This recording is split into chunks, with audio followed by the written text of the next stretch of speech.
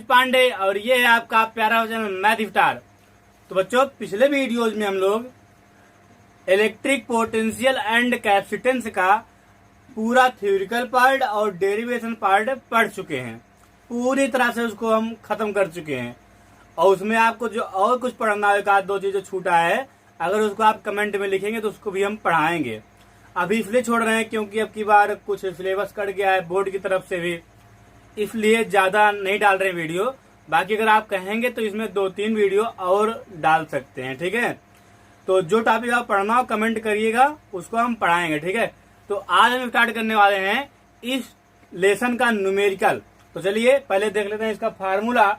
इसमें कुछ फार्मूले हम लिख दिए हैं कि जिससे कि आपका टाइम वेस्ट ना हो, और इसके बाद कुछ फार्मूले और देखेंगे और फिर स्टार्ट करेंगे न्यूमेरिकल।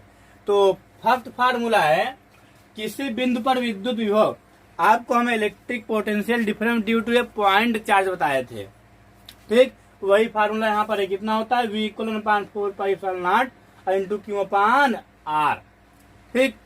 और ये फार्मूला कब होगा, जो चार्ज है वो वैक्यूम में रखा होगा, या अगर एयर में रखा हो तब भी चलेगा, ठीक। नहीं अगर कहीं माध्यम में रखा होगा तो वहां पे ε0 के बाद के लग जाएगा, जहां पे के माध्यम का परावैद्युतांक रहेगा, डाइलेक्ट्रिक कांस्टेंट, ठीक। अब नेक्स्ट फार्मूला है विभव प्रवणता, इक्वल होता है -ΔV/ΔR। इस फार्मूले में जो ई है ये विभव प्रवणता है। विभव प्रवणता किसे कहते हैं, विभवांतर में परिवर्तन तथा दूरी में परिवर्तन के अनुपात को विभव प्रवणता कहते हैं। क्या बोलते हैं, विभव प्रवणता। इस फार्मूले को आपको इस तरह हम बताए थे, क्या,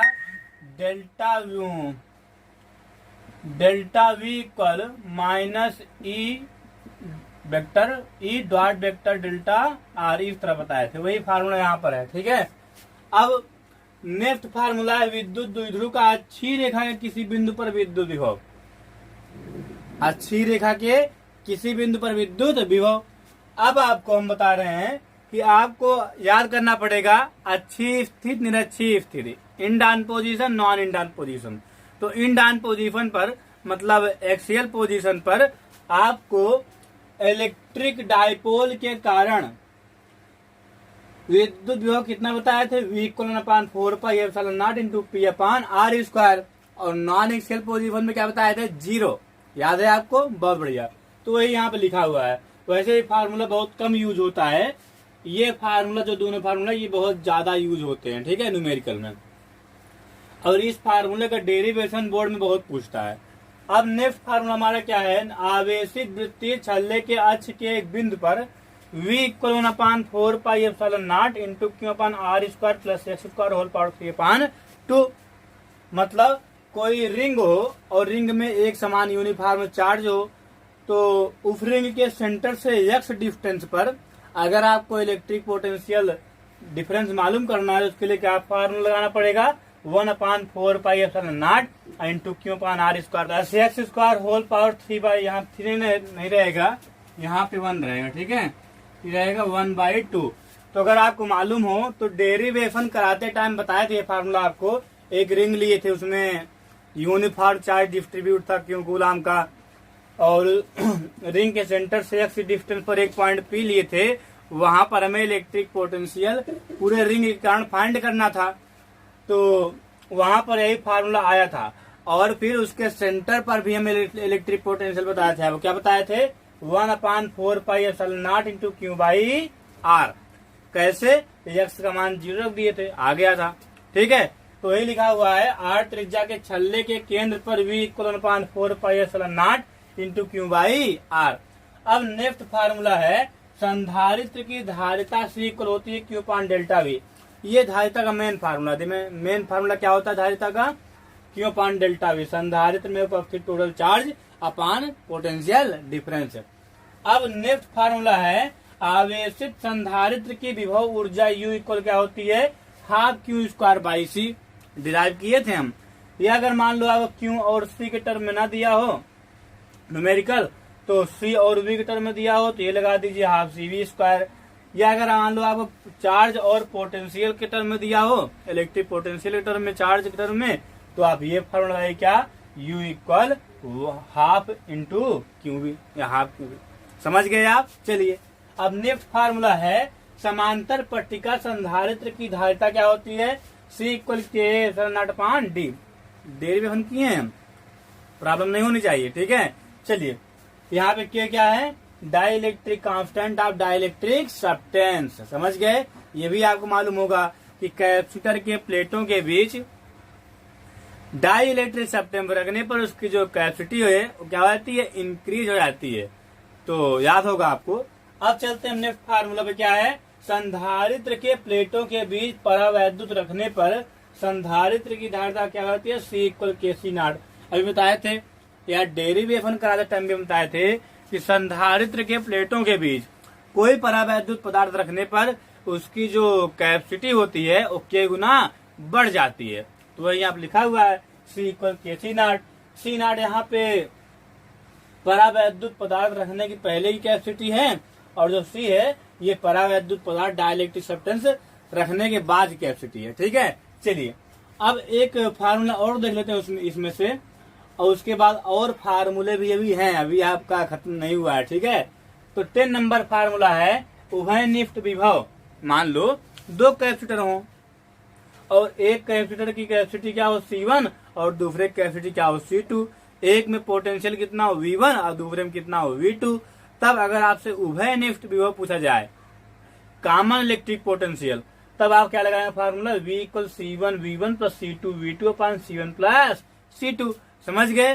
चलिए अब हम और फार्मूला लिख लेते हैं, उसके बाद उसको भी आपको बता देते हैं। तो फार्मूला नंबर 11 है विभव ऊर्जा में हानि equal 1/2 into C1 C2 upon C1 plus C2 into V1 minus V2। आप सुनिए इस फार्मूले को आपको यूज कहाँ करना है। मान लीजिए 200 वोल्ट का एक सप्लाई है या V वोल्ट का एक सप्लाई है, उससे आप एक संधारित्र को अटैच कर देते हैं, कनेक्ट में कर देते हैं, उसको लगा देते हैं, उसमें जोड़ देते हैं, और उसके बाद फिर कुछ देर बाद उस संधारित्र को हटा लेते हैं और फिर उससे उसी सप्लाई से दूसरे संधारित्र को जोड़ देते हैं। तो उसमें कुछ ऊर्जा की हानि होती है। तो उस ऊर्जा की हानि अगर आपको निकालना है तो कौन सा फार्मूला यूज करेंगे, ये वाला। समझ गए आप। चलिए अब हम चलेंगे नेक्स्ट फार्मूले पर। नेक्स्ट फार्मूला क्या है, बैटरी द्वारा दी गई ऊर्जा कितनी होती है, CE²। मतलब प्लेटों के बीच में जो इलेक्ट्रिक फील्ड बनी हो उसका स्क्वायर करके और जो कैपेसिटर की कैपेसिटी होती है उससे मल्टीप्लाई कर दीजिए, तो वही क्या हो जाएगी, बैटरी द्वारा दी गई ऊर्जा का मान हो जाएगा। और ठीक है। चलिए तो संधारित्र द्वारा संग्रहित ऊर्जा, तो बैटरी अगर कितना ऊर्जा दे रही C², तो संधारित्र कितना ही ऊर्जा स्टोर करेगी, हाफ C², इसका आधा। समझ गए। तो अगर आपसे कोई पूछे कि अगर मान लीजिए बैटरी कितनी एनर्जी दे रही है C², तब फिर जो कैपेसिटर है वो कितना एनर्जी को ऑब्जर्व करेगा, तो क्या बताएंगे, हाफ C²। अब फार्मूला नंबर 13 है, यदि 3 संधारित्र जिनकी धारिता क्रमशः C1 C2 तथा C3 है श्रेणी क्रम में संयोजित हो तब तुल्य धारिता का फार्मूला क्या होता है, 1/C equal 1/C1 plus 1/C2 plus 1/C3। इसी तरह 4 अगर कैपेसिटर हो तब 1/C4 और इसी तरह बढ़ता जाएगा आगे। ये फार्मूला विख्यात है, इसका डेरिवेशन में बहुत अच्छी तरह समझाए हैं आपको। ठीक है। चलिए इसका आप ध्यान दीजिए। अब ये श्रेणी में था तो ये वाला फार्मूला किसमें है, समांतर में। तो अगर संधारित्र 3 संधारित्र हो और वो समांतर क्रम में कंबाइंड हो तब उसके जो इक्विवेलेंट कैपेसिटी होती है उसका फार्मूला क्या होता है, C equal C1 plus C2 plus C3। और इसी तरह जैसे अगर मान लो कैपेसिटर की संख्या बढ़ती जाती है तो वहां पे आप C1 C2 C3 C4 C5 बढ़ाते जाएंगे प्लस करते करते। समझ गए कितना इजी फार्मूला है, कितनी इजी फिजिक्स होती है। ठीक है। अब न्यूमेरिकल नंबर फार्मूला नंबर 15 है, गोली संधारित्र की धारिता फार्मूला होता है C equal 4πε0 into AB/B minus C। शायद लास्ट जो हमारा वीडियो था उसी का है, या लास्ट से 2 नंबर पीछे ये फार्मूला हम कराए हैं। क्या, C equal 4πε0 into AB/B minus A। जहां जो ए है वो आंतरिक गोले की त्रिज्या है तथा बी जो है ये बाहरी गोले की त्रिज्या। वहां बताया था ना, 2 गोला लिए थे वहां पे, 2 चालक प्लेट लिए थे, गोली प्लेट है दोनों। तो जो ए है ये आंतरिक गोले की त्रिज्या है और जो बी है ये बाहरी गोले की त्रिज्या जो बाहर रहता है। ठीक है, चलिए अब ध्यान दीजिए आगे। पट्टिकाओं के बीच चालक पट्टी की उपस्थिति में संधारित्र की धारिता क्या होती है? C equal infinite. मतलब ये कि अगर जो संधारित्र की प्लेटें हैं उनके बीच में अगर आप चालक रख दीजिए, जितना स्थान खाली हो पूरे में क्या रख दीजिए? कोई कंडक्टर, तो संधारित्र की जो धारिता है, कैपेसिटी, वो क्या हो जाएगी? इन्फिनिटी। क्या हो जाएगी? ठीक, क्योंकि आप जानते हैं कोई चालक जो होता है, कंडक्टर, वो बहुत आवेश को, बहुत चार्ज को स्टोर कर सकता है जब तक कि उसका ब्रेक डाउन ना हो जाए। इसीलिए उसकी कोई लिमिट नहीं है, इसलिए सी का मान क्या आ गया? इनफाइनाइट। समझ गए? चलिए अब फार्मूला नंबर 18 है परावैद्युत पट्टी में विद्युत क्षेत्र के मान में कमी। आप जानते हैं कि जब संधारित्र के प्लेटों के बीच में कोई डाइलेक्ट्रिक रख दिया जाता है तो उसमें जो इलेक्ट्रिक फील्ड रहता है वो कम हो जाता है। कितना कम होता है? Equal E0 minus P upon epsilon not. और जहां P को हम बोलते हैं प्रेरण आवेश घनत्व। समझ गए? और एक ये भी होता है, अगर मान लो आप संधारित्र प्लेटों के बीच में कोई डाइलेक्ट्रिक रख दिए तो इलेक्ट्रिक फील्ड के मान में कमी कितना आता है? E इक्वल E0 बाई के गुना कम हो जाता है। तो ये भी होता है, ये भी सही है। समझ गए? इसी तरह अगर आप इलेक्ट्रिक पोटेंशियल डिफरेंस के देखें तो कितना होता है? डेल्टा V इक्वल V0 अपान के। ठीक, और जो कैपेसिटी होती है वो बढ़ जाती है, इसको आप जानते हो, पहले बताए थे आपको। तो इस तरह से फार्मूला समाप्त हुआ और अब हम चलते हैं न्यूमेरिकल पर। तो अब हम न्यूमेरिकल को स्टार्ट करते हैं। न्यूमेरिकल नंबर 2.1 है 5 इंटू 10⁻⁸ कूलाम और -3 इंटू 10⁻⁸ कूलाम के दो आवेश 16 सेंटीमीटर की दूरी पर स्थित हैं। दोनों आवेशों को मिलाने वाली रेखा के किस बिंदु पर वैद्युत विभव शून्य होगा? अनंत पर विभव शून्य लीजिए। ठीक, चलिए तो सबसे पहले हम एक पॉइंट पर कौन सा चार्ज रखेंगे? 5 इंटू 10 की पावर -8 कूलाम का। ठीक है, और दूसरे 15 सेंटीमीटर की डिस्टेंस पर एक पॉइंट है जिसका नाम है, मान लो इसको हम बी पॉइंट मान लेते हैं और इसको ए पॉइंट मान लेते हैं। इस पॉइंट पर कौन सा चार्ज है बताइए? -3 इंटू 10 पावर -8 कूलाम का। तब क्या पूछ रहा है कि दोनों आवेशों को मिलाने वाली रेखा किस बिंदु पर विद्युत विभव शून्य होगा। और एक बात और बता रहा है हमसे, देखिए एनसीईआरटी बता रहा है क्या? अनंत पर विभव शून्य लीजिए। मतलब होता नहीं है लेकिन मान लिया जाता है, इतना कम होता है इलेक्ट्रिक पोटेंशियल इन्फिनिटी पर कि लगभग 0 मान लिया जाता है। ठीक है, इसीलिए बोल रहा है ऐसा। तो कह रहा है इन दोनों आवेशों को मिलाने वाली रेखा किस बिंदु पर विभव शून्य होगा।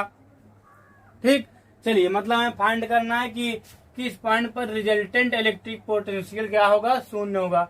तो हम मान लेते हैं, अब देखिए थोड़ा सा यहाँ पे, ये इस चार्ज की वैल्यू कम है, इस चार्ज की वैल्यू ज्यादा है, तो इसका असर ज्यादा दूर तक रहेगा, इसका असर कम दूर तक। तो जो पॉइंट आएगा वो इस साइड में आएगा। किस साइड में? इस साइड में। ठीक, क्योंकि ये छोटा चार्ज है। तो हम मान लेते हैं एक पॉइंट बीच में है P, जहां पर इलेक्ट्रिक पोटेंशियल क्या है? शून्य। ठीक, और हम मान लेते हैं कि यहाँ पर जो नेट इलेक्ट्रिक पोटेंशियल है वो कितना है? V capital. अब इस कैपिटल V का मान क्या होना चाहिए? 0। ठीक, अर्थात यहाँ लिखेंगे V equal V1 plus V2। हम मान लेंगे, माना पॉइंट ए पर स्थित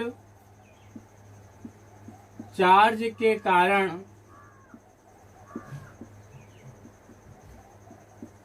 P पर इलेक्ट्रिक पोटेंशियल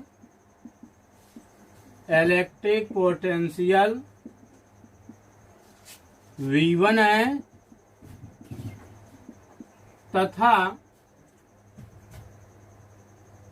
-3 इंटू 10⁻⁸ कूलाम के कारण पॉइंट पी पर इलेक्ट्रिक पोटेंशियल क्या है? इलेक्ट्रिक पोटेंशियल क्या है भैया? V2 है। कितना है? V2। ठीक है, तो हम इसके कारण जो है आप मान लें कितना? V1, और इसके कारण क्या मान लीजिए? V2। यहाँ पे दिखा रहे लेकिन है इसी पे। ठीक है, तो रिजल्टेंट हम क्या मान लिए? V, तथा रिजल्टेंट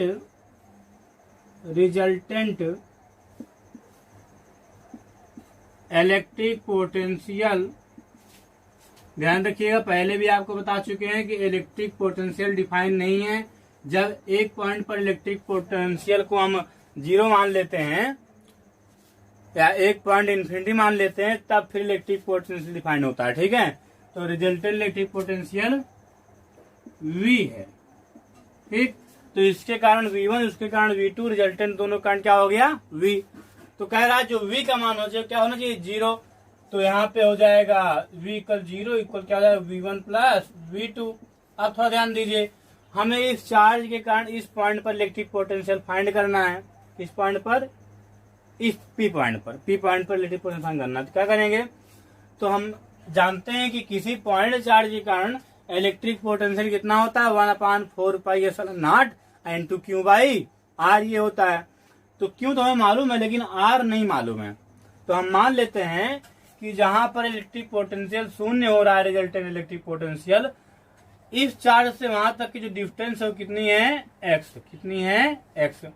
तो ये डिस्टेंस कितनी हो जाएगी? 15 माइनस x हो जाएगा। कितना हो जाएगा? 15 - x। अब आगे ध्यान दीजिए, वैल्यू पुट करिए तो ये हो जाएगा 0 equal 1/4πε0 into Q। Q value क्या है? 5 इंटू 10⁻⁸ अपान में क्या हो जाएगा बताइए? R कितना माने हो आप? x। ठीक, प्लस, अब यहाँ पे प्लस हो जाएगा, फिर इसके कारण कितना हो जाएगा बताइए? 1/4πε0 इंटू क्या हो जाएगा? Q/R। Q वैल्यू क्या है? -3 इंटू 10⁻8। ध्यान रखिएगा, इलेक्ट्रिक पोटेंशियल में सिंबल दिया जाता है। ठीक है, क्योंकि यह स्केलर क्वांटिटी है। अपान में क्या हो जाएगा? 15 - x। अब आगे ध्यान दीजिए, यहाँ पे इसको हम कॉमन लेके जो है 1/4π के लिए कॉमन लेके बटन भेज दे, 0 हो गया। और इस जो माइनस है ना, इधर लाएंगे तो क्या हो जाएगा? प्लस। 3 इंटू 10 क्या हो गया? -8 अपान में क्या हो जाएगा? 15 - x। और उधर रिमेनिंग क्या हुआ? 5 इंटू 10⁻⁸ अपान में क्या हुआ? x। अब इससे क्या हो गया? कैंसल। अब आप क्रॉस मल्टीप्लाई करेंगे तो ये हो जाएगा 3x इक्वल 15 5 कितना होगा? 80 और -5x इधर लाएंगे 8x इक्वल 80। तो x इक्वल कितना हो जाएगा? 10 सेंटीमीटर। अर्थात क्या लिखेंगे आंसर में? अर्थात 5 इंटू 10⁻⁸ कूलाम से दाईं ओर 10 सेंटीमीटर की दूरी पर दोनों आवेशों को मिलाने वाली रेखा के किसी बिंदु P पर विद्युत विभव 0 होगा। ठीक है, समझ गए आप? अब हम चलते हैं न्यूमेरिकल नंबर 2.2 पर। तो इसको मिटा देते हैं, इसको आप छाप लीजिए और फिर सॉल्व करते हैं न्यूमेरिकल नंबर 2। बहुत ही इजी न्यूमेरिकल नंबर 2। और ये जो न्यूमेरिकल हम सॉल्व कराए, ये भी न्यूमेरिकल बहुत इजी था। समझ गए? बहुत बढ़िया। छाप लिए आप? नोट बना रहे हैं? अच्छा, चलिए नोट्स आप लोग बना रहे हैं, बहुत बढ़िया। तो न्यूमेरिकल नंबर 2.2 है। 10 सेंटीमीटर भुजा वाले एक समखंडभुज के प्रत्येक शीर्ष पर 5 माइक्रो कूलाम का आवेश है। खंडभुज के केंद्र पर विभव परिकलित कीजिए। तो खंडभुज मतलब ध्यान दीजिए, यहाँ पे हम खंडभुज बनाएंगे एक, ये क्या बनाएंगे? एक खंडभुज। ये बन गया खंडभुज।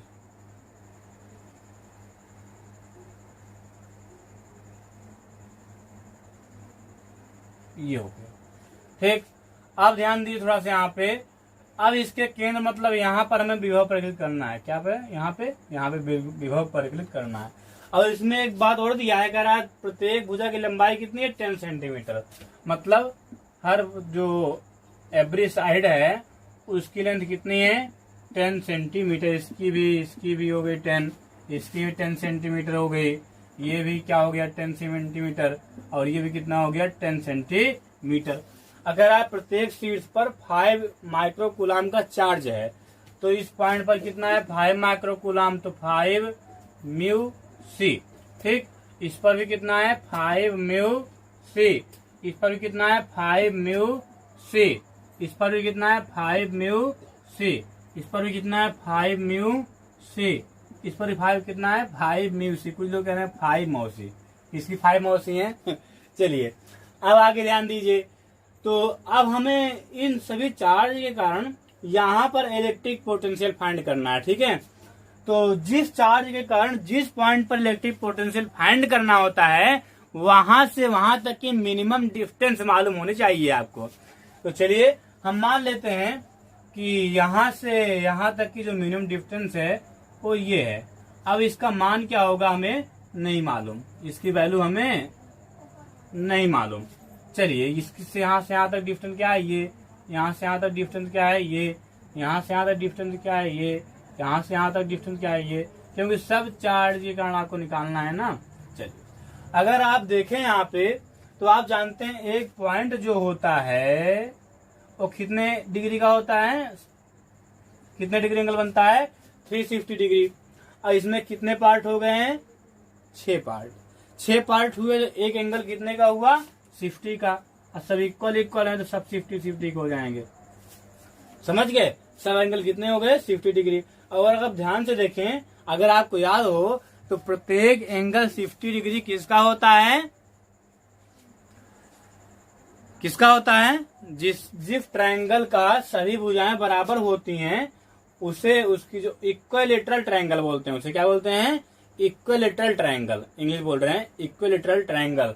मतलब इक्विलेटरल ट्रायंगल की हर एक एंगल 60 डिग्री होता है और प्रत्येक साइड इक्वल होती है। इसका मतलब अगर एक साइड में दिया 10 सेंटीमीटर तो ये साइड भी कितनी हो जाएगी? 10 सेंटीमीटर। ये साइड भी कितनी हो गई? 10। ये साइड भी कितनी हो गई? 10। मतलब प्रत्येक साइड कितनी हो जाएगी? 10 सेंटीमीटर। तो सब साइड भी सेम हो गई और सब में जो पॉइंट में चार्ज रखा हुआ है वो भी सेम है। तो हम करें क्या? किसी एक चार्ज के कारण यहाँ पर इलेक्ट्रिक पोटेंशियल फाइंड कर लेंगे और फिर उसमें 6 से गुणा कर देंगे और हमें सभी चार्ज के कारण इलेक्ट्रिक पोटेंशियल फाइंड हो जाएगा, मालूम हो जाए। समझ गए? चलिए तो लिखेंगे, यहाँ पे लिखेंगे किसी एक बिंदु पर स्थित आवेश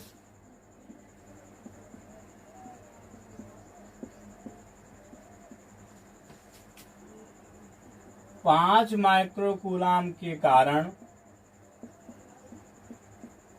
केंद्र पर विद्युत विभव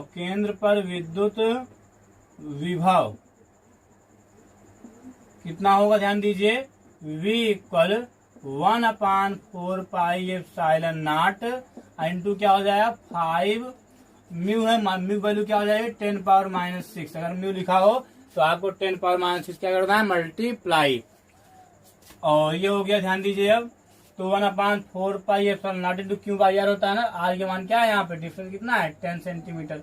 और सेंटीमीटर में मीटर में कन्वर्ट करने के लिए 10⁻⁻² से क्या हो जाएगा? मल्टीप्लाई। अब ध्यान दीजिए यहाँ पे, तो ये हो गया V इतना मान। अब हमें निकालना है सभी के कारण। तो लिखो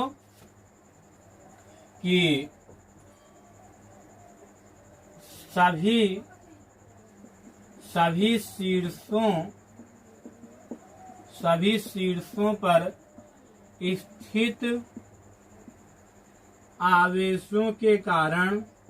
स्थित आवेशों के कारण विद्युत विभव उपस्थित आवेशों के कारण विद्युत विभव कितना हो जाएगा बताइए?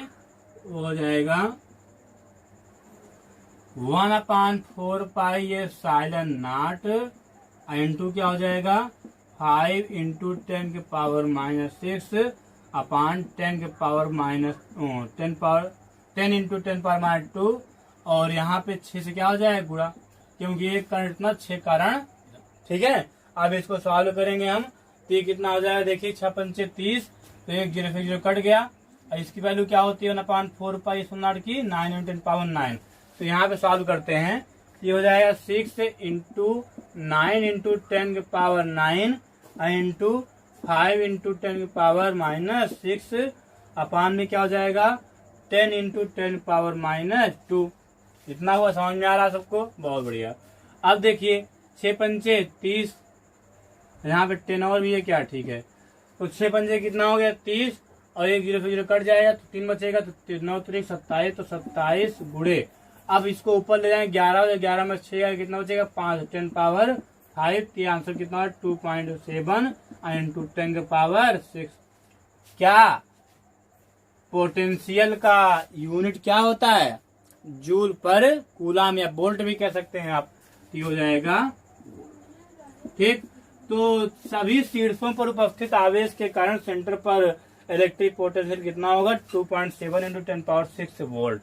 समझ गए? अब हम चलते हैं न्यूमेरिकल नंबर 2.3। तो आइए अब हम सॉल्व करते हैं न्यूमेरिकल नंबर 2.3।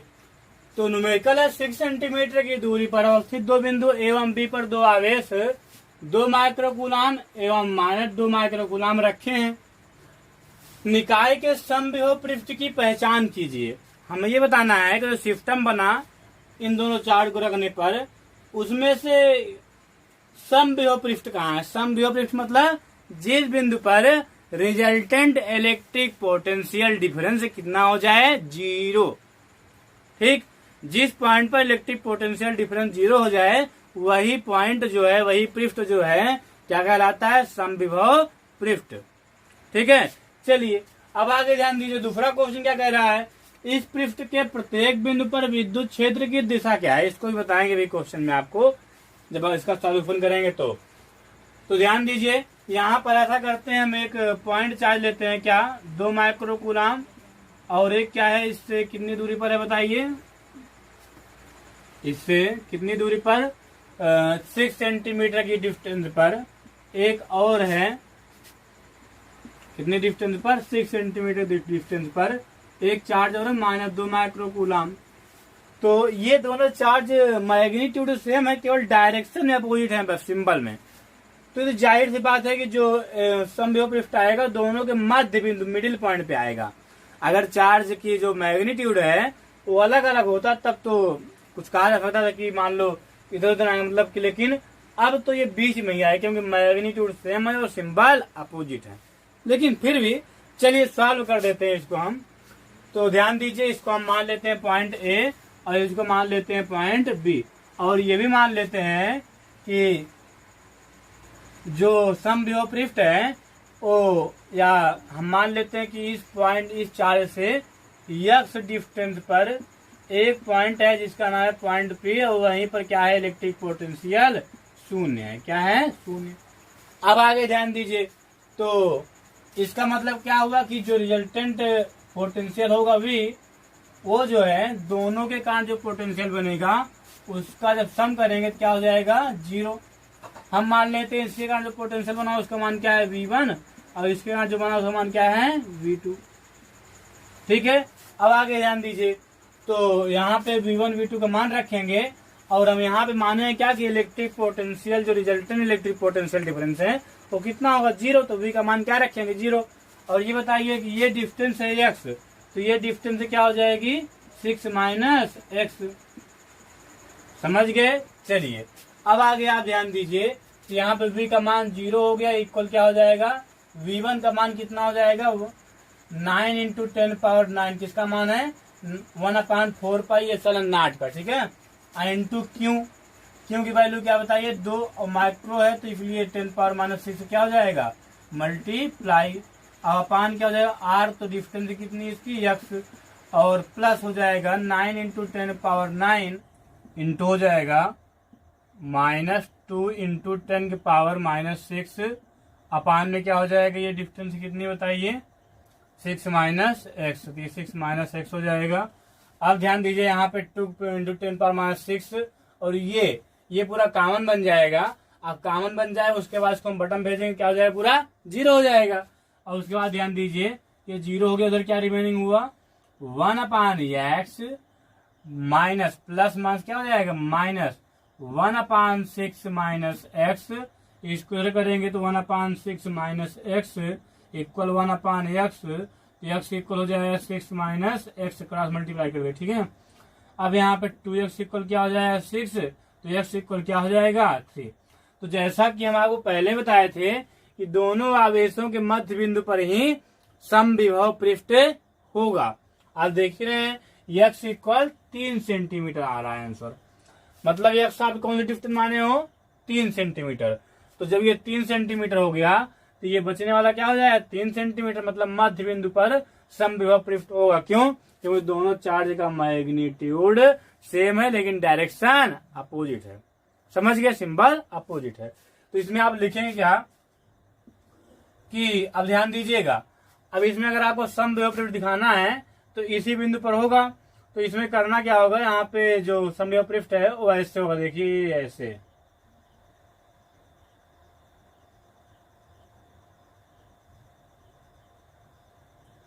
ये क्या हो जाएगा समविभव पृष्ठ। यहाँ पे ये जो समविभव पृष्ठ है मतलब कि ये पूरी लाइन आप कह सकते हो, ये पूरी लाइन है। ध्यान रखिएगा ये चौड़ाई नहीं है, लंबा, ऐसे देखिए ऐसे समविभव पृष्ठ है, ऐसे, ठीक। और इसमें दूसरा क्वेश्चन जो हमसे पूछ रहा है वो पूछ रहा है इस पृष्ठ के प्रत्येक बिंदु पर विद्युत क्षेत्र की दिशा क्या है। तो सुनिए, आप जानते हैं जो विद्युत क्षेत्र इलेक्ट्रिक फील्ड का डायरेक्शन होता है वो पॉजिटिव चार्ज से नेगेटिव चार्ज की ओर होता है ना। चलिए ठीक है, तो इलेक्ट्रिक फील्ड का डायरेक्शन इधर 2 माइक्रोकूलम चार्ज से -2 माइक्रोकूलम चार्ज की ओर होगा। इसलिए यहाँ पे आप देख सकते हैं ऐसे इलेक्ट्रिक फील्ड रहेगी, ये ऐसे इलेक्ट्रिक फील्ड जाएगी, इलेक्ट्रिक फील्ड लाइन जो है वो ऐसे रहेंगी।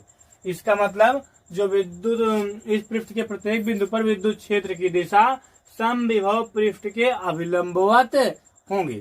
तो पहला आंसर क्या हो जाएगा, आप देख रहे हैं x का मान 3 सेंटीमीटर आया, इसका मतलब जो समविभव पृष्ठ है वो दोनों आवेशों के मध्य बिंदु पर होगा। तो यहाँ पे लिखेंगे AB के अभिलंबवत AB के अभिलंबवत AB के अभिलंबवत एवं मध्य बिंदु से मध्य बिंदु के पृष्ठ पर मध्य बिंदु से होकर जाने वाले पृष्ठ के प्रत्येक बिंदु पर एवरी पॉइंट प्रत्येक बिंदु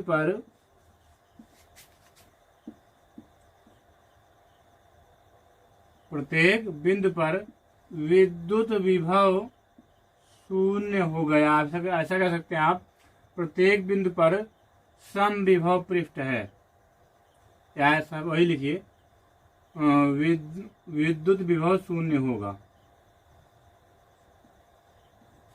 विद्युत विभव शून्य होगा।